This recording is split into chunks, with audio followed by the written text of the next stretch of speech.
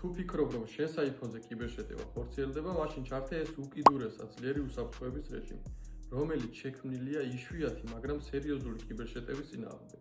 ახლა კი მოკლედ გეტყვი, რა საგარიდებს თავიდან და ვისთვის არის ეს საჭირო.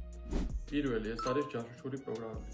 ყველას ქონია შემთხვევა ალბათ, როდესაც მესენჯერზე ან თუნდაც SMS-ის სახით მიგვიღია რაღაც ლინკი და ამ ლინკზე გადასვლის შემთხვევაში ვაძლევთ თომას ჩვენს მონაცემებზე კიბერდანაშაულს. ყოფილა შემთხვევები, როდესაც ამის შემდეგ ბარათიდან თანხებიც გეჭრება და მსგავს მდგომარეობაში თუ შენს აღმოჩნდი, ამ დროს აუცილებელია ამ რეჟიმის ჩართვა. სანამ არ დაწუნდებიო ყველაფერი იგზის. მეორე, ამ დროს ბლოკავს უცნობი ადამიანებისგან მიღებულ ვიდეოებს, ფაილებს და ფოტოებს. ზარებით მხოლოდ იმ ადამიანებისგან შემოგივათ, ვისთანაც ადრე გქონიათ კონტაქტი. მესამე, ამ დროს აპლიკაციების და ვებსაიტების ფუნქციონირება შეზღუდული იქნება და ზოგიერთი ფუნქცია კი შეიძლება საერთოდ მიუწვდომელიც კი იყოს.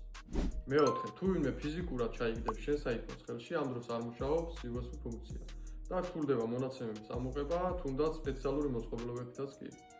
მეხუთე, თავიდან აგარიდებს კონფიგურაციის და პროფილების ბოროტად გამოყენებას, მაგალითად, როგორიც შეიძლება იყოს MDM კორპორატიული კონტროლის ფაულად ჩართვა. ეს უსაფრთხოების რეჟიმი გიცავს სახელმწიფოს დონეზე წარმოებულ კიბერშეტევებისგან და ბლოკავს ყველაზე ძვირ და რთულ ჰაკერულ მეთოდებსაც კი. და ბოლოს, რა თქმა უნდა, ამ რეჟიმის გამოყენება ჩვეულებრივი მომხმარებლისთვის ყოველდღიურ რეჟიმში არ არის საჭირო.